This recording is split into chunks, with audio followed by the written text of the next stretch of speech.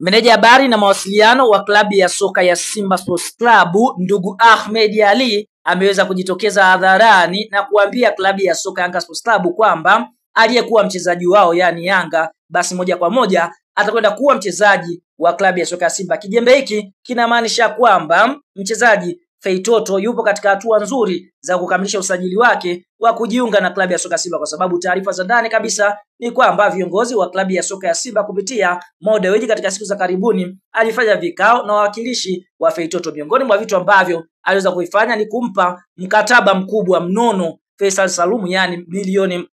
50 kwa mwezi ndizo fedha za mshahara wake, bila kusahau atakwenda kupewa milioni 800 kama signing fee kwa muda wa miaka mitatu. Na ikumbukwe Mo Dewji ameahidi kumpa gari nzuri, nyumba nzuri, na kila akifunga bao na kutoa assist basi kuna bonus ambazo atakuwa akizipata. Kwa hiyo ule uvumi wa kwamba Feitoto anakwenda Simba basi kuna uwezekano mkubwa ikaenda ku happen katika dirisha